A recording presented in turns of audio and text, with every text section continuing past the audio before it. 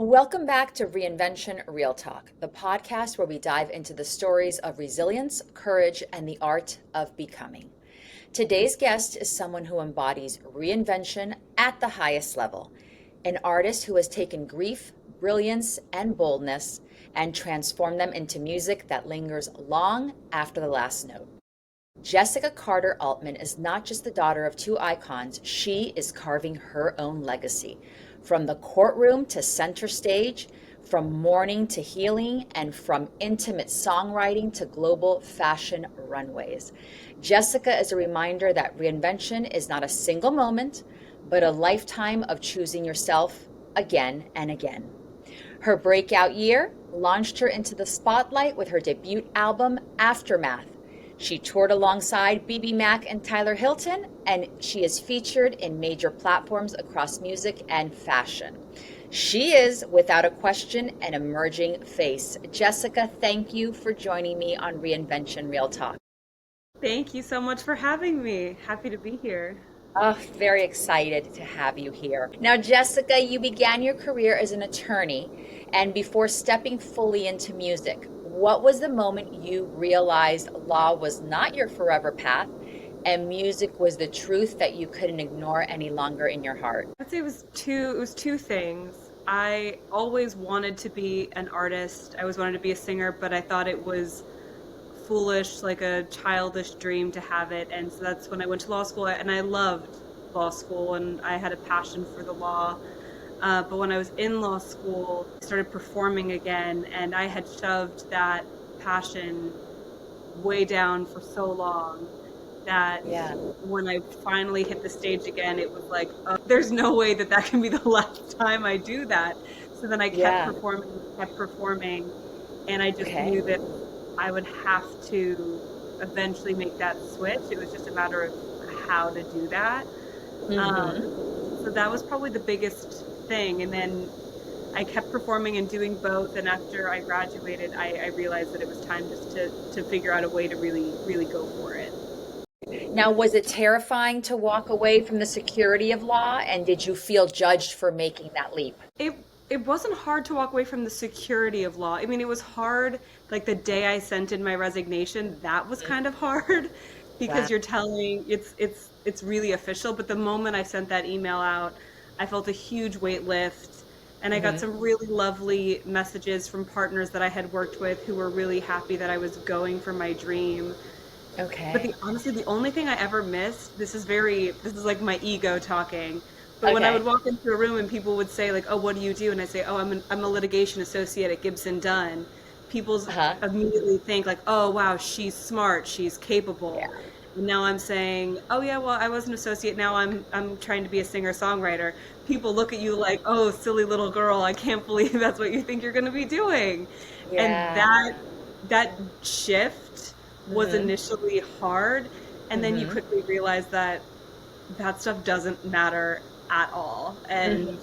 I'm so much happier doing it this way. Yes, yes. And I love that you did mention that it was your ego talking because our ego does stop us from so much and pursuing our dreams. And you had that in you to say, I'm going to pursue my dreams because that's a law profession that you had. And a lot of people would say, like you said, she's crazy, but you have really made it into your own.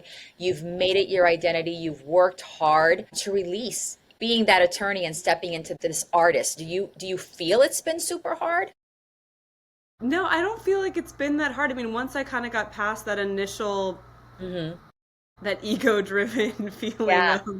of not Yeah. having that when I would walk into a room, Hmm. especially in Washington D.C. of all places, like that's probably a bigger factor than if I was in maybe in L.A. or Nashville or New York. It probably wouldn't have been so drastic. But I was walking into rooms with people where that's a very unusual career. Yeah. And I mean, I should also note that my timing is fantastic because I put in my 2 weeks notice like a month into the or my 3 weeks notice a month into the pandemic. Ah, So okay. originally my plan was like to be touring and to be Yeah. performing and making connections and traveling and doing all of those things, and all of a sudden none of that was possible. So Yeah. I started doing a lot of things on Zoom, and I started collaborating with other writers on Hmm. Zoom and doing voice lessons on Zoom, and I pretty much used that time just to try to get better at everything that I Yeah. possibly could. Yeah. And that was, it was kind of it was a little quiet moment where I got to make that transition in Hmm. private, essentially. And Yeah. then when the world started to open up again, I Hmm. felt way more steady to be going for it. And what a unique way to kind of launch yourself into the music business. Yeah. Yeah, Yeah. definitely. Yes. Now, what part of lawyer in you still serves the artist in you? Well, it's actually interesting. I did was a guest lecturer at Parsons this last year, which was probably one of like my favorite experiences. I really loved it. It's my first time that I ever did something like that. Okay. And a lot of what it was my own experience, how I've used my legal background to serve me as an artist. And one of the things I had to let go of was my constant editor. I had, when I would be writing or I'd be in the studio, you can't have creativity and be creative while you're constantly trying to edit things down. So I kind of had to separate those two identities a little Yeah. bit so I Uh-huh. could be creative and be out there and not be so polished and worried about it. And then Hmm. at the right time, use that training and that background to help serve me, whether it's for a contract or advocating for myself. Yeah. So that still very much serves me as an artist, but it's really it's a protection. I love it. You have your own law team inside yourself. Yeah. I mean, I definitely still talk to people who are experts in entertainment. Yeah. That was not my field. Yeah. It's great to know. I think that people can get so caught up with thinking that their contract is going to be so complicated and hard to understand. And the reality is that contracts are not meant to always be so complicated. You should be able to read it and understand what you're Yeah. signing, um, Yes. because you will be held to whatever you're signing, even if you didn't fully understand it. Well, a brilliant mind with a musical talent. That's what I'm going to call you. Thank you. It's very generous. Now, you grew up surrounded by brilliance and creativity. So it's a two-part question. How did your parents' legacies shape you, and where did you have to break away to truly find your voice as Jessica? I mean, I think obvious ways of the fact, my mom is in entertainment and my dad was a lawyer turned, I mean, ended up in video games, which is entertainment Yeah. still. Yeah. Um, so that's very obvious. They both really wanted me to focus on education. That was a really strong background. So I actually think that my breakaway was leaving and doing music. I think I felt almost an expectation to kind of follow that path of academia and, in my case, the law and these more practical choices, even though my mom has been in entertainment since she was a teenager. Yeah. And I think my breakaway was to finally say, this is what I want to do. Yeah. I'm an artist. I need to go ahead and do this. Hmm. And nobody was surprised. Like Yeah. no one was surprised that I was doing it. And the moment that I made that decision, I felt I really stepped into myself, and then I was given immediately the space to make it my own. That is wonderful. And you found it, and you have found your voice, and you are making your own path. Now, your music carries haunting vulnerability, and you've shared about losing your father.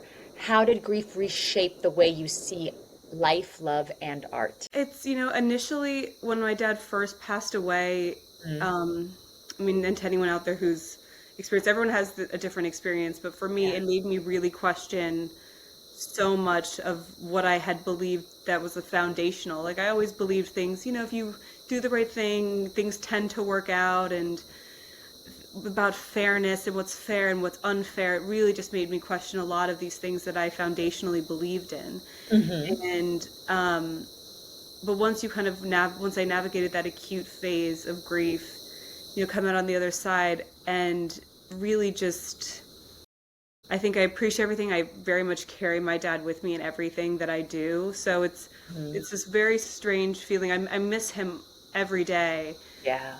And I've had so many amazing moments since he's passed away. My wedding, my first album coming out, like some of these amazing moments. And I know that he physically wasn't there, but in my heart, in my mind, in my memory, I feel he was. And Yeah. my guitar player, Matt Dozat, Hmm. he always tells me he feels like he's like your dad and I would have been friends, and he feels like he knows him in so many ways because I talk about him and Yeah. stories all the time. I think, it helps ground you in a way where you know exactly what is important and what is not important, and to hold Hmm. on to the people you love the most, Yeah. and to realize time is precious and you really should. It's important to invest in your future and do all of the things that you need to do for health and longevity, but you also need to have fun and enjoy every day because you don't know when it's going to be the last time you'll get to see somebody or do something. So you really should just be present and cherish everything. Yeah. And for my listeners, go rewind it and listen to what she just said because life is so precious and you don't know your last moment. So that's really some words of wisdom there, Jessica, that you've just told the listeners because it's important to live like not that it's your last day, but like you said, if you want to say you love someone, say it. If you want to spend time, say it. What's in your heart, do it, you know? So that's some great advice that you just gave out there. And now, do you feel because of this grief, do you feel more exposed, do you think? Does sharing that pain of your grief with your audience, does it help you release it and connect to you more? So when Lucky One was the first song, so I did the an acoustic EP called Okay. For You, and the first single off that EP was a song called Lucky One, Okay. which I actually wrote in the pandemic, and I did a very simple acoustic recording. I had Todd Lombardo, he did the guitar on it, and then it was just my vocal and Todd. Yeah. And my dad was going kind of in and out of the hospital at that time, and it was COVID, so no one could really go with him. Yeah. And I got this recording so that he could bring it with him, and when he was there, he could listen to it and just know how loved he felt. So Lucky One was written for him. Okay. And when I decided to put it out, I knew I wanted to keep that guitar the same and the vocal the same to try to keep it almost as close to what my dad was hearing and what I had given Mm, him. Uh, yeah.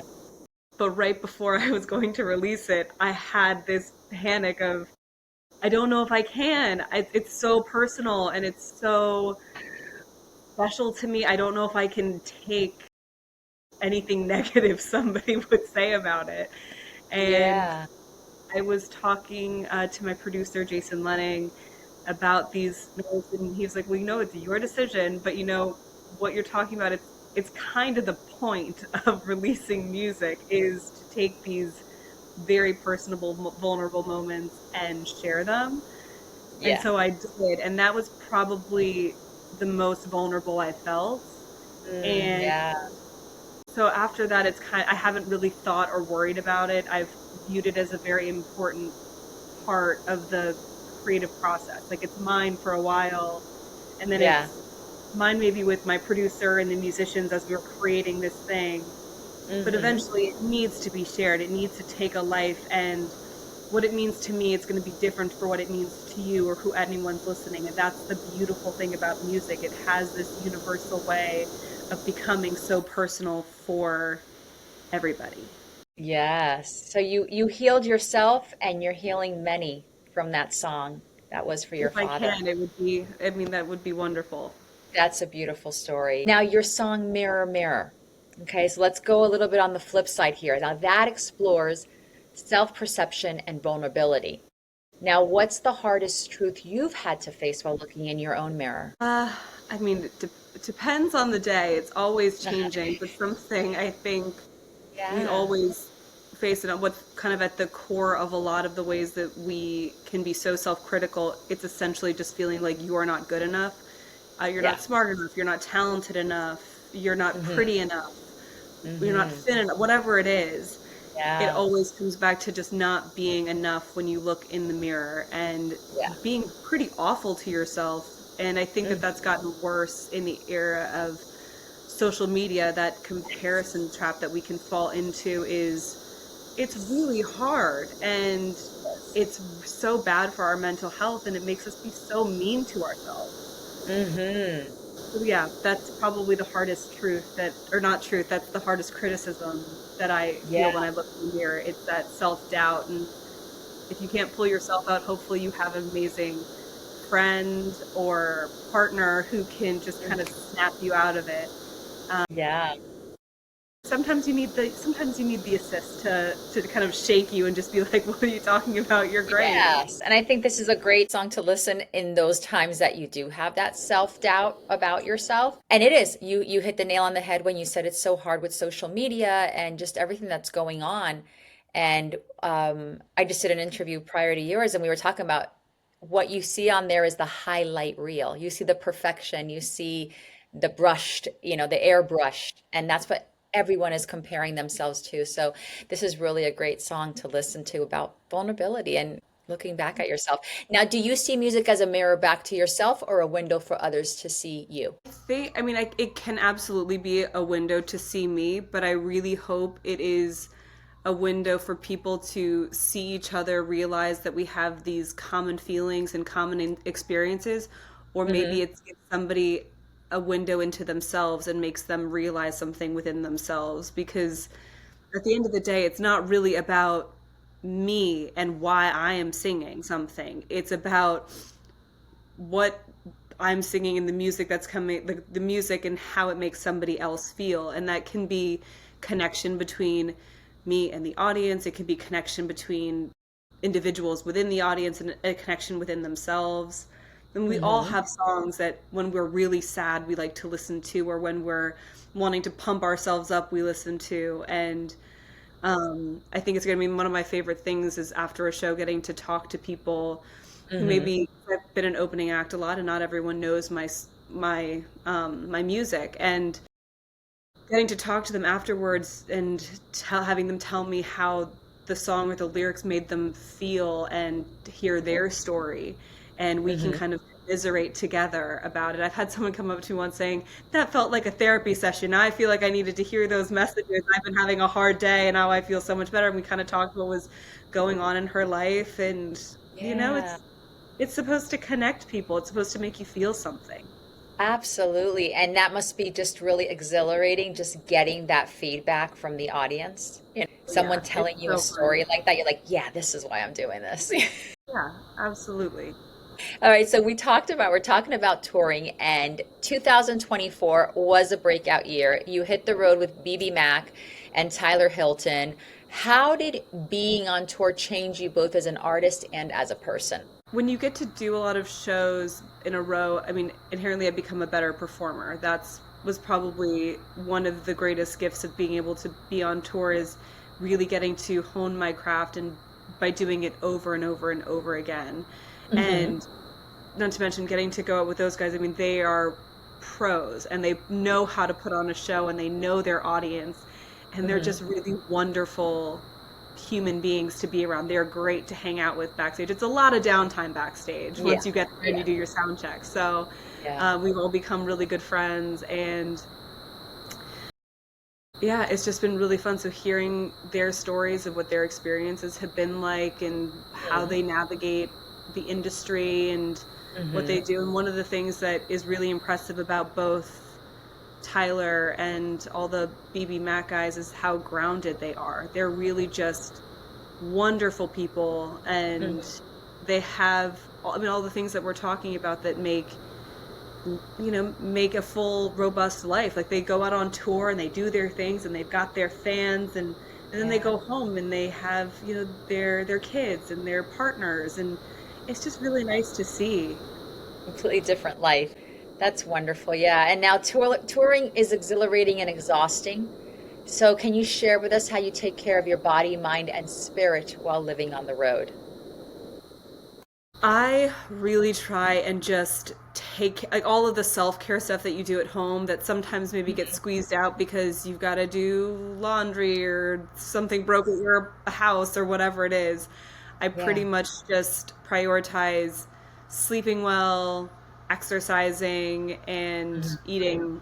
eating well. So just whatever the routine is to make myself feel really, really good, so Yeah. that when I go on stage, I can give all of my energy and I can give the best performance I possibly can to the people who have taken the time to, leave their house, buy a ticket, drive, find parking. It's it takes a lot to show up to a show. So the least I can do is do my best to be in the best condition to put on the best show I possibly can.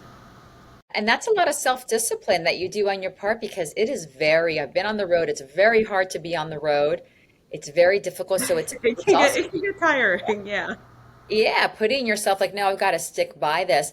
And on top, if you have a bad day, you can't even show that on stage. You've got, like you just said, they've bought this ticket, they've left their house for me, they're going to this show, they found parking, now they're here, and you've got to put on your best face for that show. So it's a really hard life. It is, and you got to discipline yourself, and I'm glad that you are doing that, and you've realized so early in your career that that's the path to success. It really is. It's just the way not to burn out. I think Yeah. it'd be so easy to burn out if I didn't do it. But it's all of that stuff, like it's exhausting to be on the road, but to get that time to be on stage and perform your music in front of people is such a gift. It is such an amazing experience. And to show up kind of not fully present and not totally there is Hmm. doing yourself a disservice as well as the audience. So Yes. it's kind of the point. If I'm leaving home, I want Hmm. to go out and put and have a great time and put on the best show Yeah. that I can. Like I don't need to go party or do whatever. I just want to do my job and do it to the best of my ability. And I'm sure they appreciate that. When you step off the stage, you've poured your heart out to them, and they love that and they can feel that. Now, for you, getting their energy back, what stays with you the longest? The applauses, the silence, or something else entirely? Uh, I will say there have been a couple times where I've gotten applause and it can really hit you in a Hmm. really emotional way when an audience embraces you that way. Yeah. Um, but I would say the things that stay with me the most are the interactions with people, getting to talk to people afterwards Hmm. and having those connections. And then, I get to a lot of the times I get to see the people again. They're very fortunate people keep coming back and to see me and to see the guys and, um, seeing kind of what's been new with their lives and if I've performed a new song. And so often I will sometimes perform things that I've just recently written or haven't come out yet, so to kind of hear what they think about it. And that's really what makes it so special. It's always those personal moments. I mean, getting on stage and singing is awesome and the applause is great. But the stuff that I always think about are the things I think about the most would be those conversations I've had, and then I Yeah. would say sprinkled in with a couple just sometimes there's just magic that happens on stage and those moments that you have. Yes. Yeah, so kind of a mixed bag. Yeah, and it's great you make that connection with the audience, and then, like you said, that little magic that's what no one understands. That's where people romance themselves as musicians, and that's exactly the goal you want is to have that little magic at the end with your audience. So I'm Yeah. glad that you're getting to live that out. Thank And you. now let's flip a little to fashion because you've become a presence in fashion in Paris Couture Week. Now you've had front row with Jean-Paul Gaultier and Vivienne Westwood. Now, how do you see fashion as an extension of your artistry? I I mean throughout, I mean I don't remember a time where they didn't influence and inspire each other.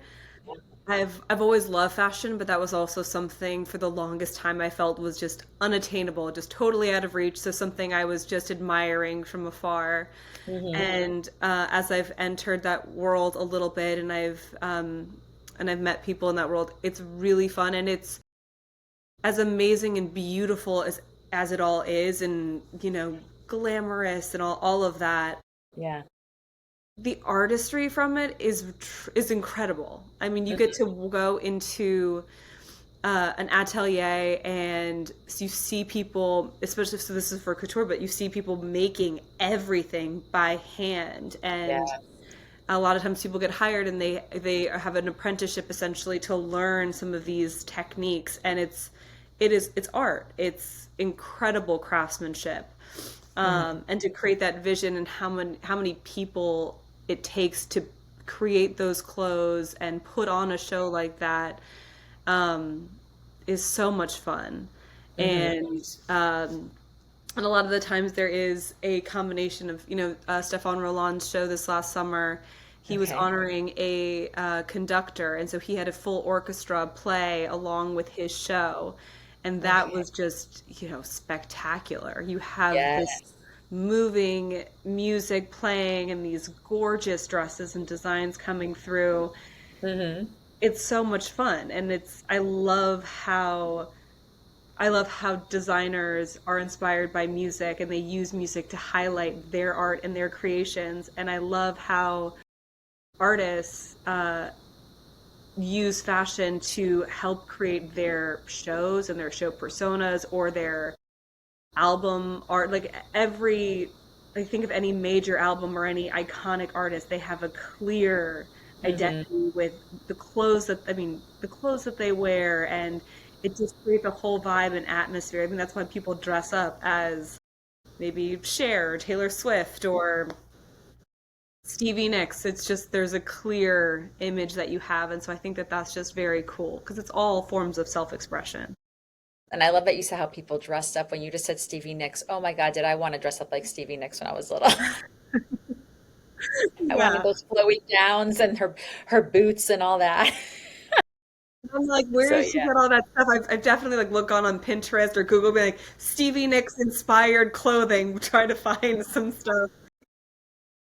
And also like, and it's still like you see her perform, and your focus Hmm. is still Stevie Nicks. You're not so focused on her outfit, Yeah. but her Yeah. outfit creates all of like the movement and the flow, and Yes. it's still just the coolest She is, and she will always remain the coolest for for sure. sure. Now, I want to talk about love, legacy, and your future. Now, you honored your father by carrying him into your wedding day. When you think of legacy, what do you want to carry forward, and what do you want to do differently? Um, I think we all take pieces. I mean, I've said in this interview, I talk Mhm. about my dad all the time, and Yes. he's very much with me. And I think I've realized that, I mean, I know people say it all the time, and it's definitely not satisfying when you immediately Mhm. lose someone, but you can carry the people that you love with you Yeah. always. They're not here. So Mhm. I really try and do that. And he's always, that little voice in the back of my head when I need advice or help. Mhm. And I make it my own. I mean, there was never an expectation that I should be anything other than who I am. And so while I lean on him still for Mhm. all of the advice that he gave me over the course of my life that I had him. I I still, make my own decisions, and I still just I am who I am. So it's always this beautiful blend of, you take the people you love with you, and but you still have to live your life the way that you want to live it. Definitely carrying his legacy, but blazing your own trail. I love that. Now, Jessica, when people talk about Jessica Carter Altman years from now, just like we just talked about Stevie Nicks, what do you hope they say about your art and your impact? I I hope they talk about me like they talk about Stevie Nicks. I hope, I hope, On I your hope vision board already. Yeah, exactly. I hope that people talk about um, my lyrics, how maybe it made them feel seen or helped them through a difficult time or became some special piece for them. I Hmm. hope people see that I stood for something, and um, I've always been a big advocate, and I love working with different organizations to, help, sometimes it's women's rights, sometimes it's prison reform, but that I Yeah. stood for something. But yeah, primarily in Mhm. my professional career, I would say I hope that my music moved them and that helped to inspire. Mm, that's wonderful. And now looking ahead, what reinvention is calling Jessica next, whether it's musically, professionally, personally, or creatively? I don't know if I have as big of a reinvention pivot as I did from law to music with me right Okay. now. I Mhm. did have a mini reinvention that happened earlier this year. I got to walk in a runway show, which was very cool. That was new for me. Um, but I would say right now I have just was in the studio recording an album which will come out sometime next year. And Okay. that's definitely an evolution. And for me as an artist, I think artists are constantly evolving and reinventing themselves, particularly female artists from album Yeah. over album. Yes. So to keep that through line of who they are at their very core, but Hmm. having fun with music and having fun with fashion and changing those identities over time. Fantastic. And now, where can our listeners find you, your music, and follow your journey, Jessica?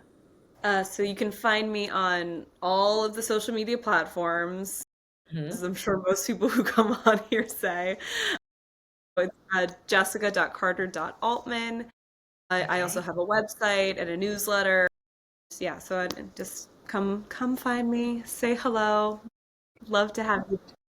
There you go. She wants to connect. And for the listeners that are hearing this podcast, we're going to put that in the show notes so you can definitely connect with Jessica. Listen to her music. It's wonderful. Definitely Mirror Mirror. I love that song when I heard it. So I hope my listeners do as well. And Jessica, last question I ask all of my guests. In one word, what does reinvention mean to you? Reinvention to me means evolution. I love that. What's Yeah. the best answer you've gotten for that? I'm so curious. What is the best answer? I think they've all been great. I mean, yours right now, evolution, I've gotten powerful, those like truth. They've all been really powerful, beautiful ones. So definitely yours is right Reinvention there is a on the list. beautiful thing. Thank you. Yeah, it is. It is. Jessica, thank you for sharing so deeply with us today. Your story reminds us that reinvention is not about leaving behind who we once were. It's about weaving every part of our journey into something new, truer, and something braver that is in our heart. To the listeners, may Jessica's courage remind you that it's never too late to choose yourself and embrace your own journey. Make sure you go to the show notes, connect with Jessica, and until next time, keep rising, keep reinventing, and keep choosing you. I am Karen Larea. This has been Reinvention Real Talk. Thank you, Jessica, for your time. I do so appreciate you and love this interview. Thank you so much for having me. This has been wonderful. So, thank you very much.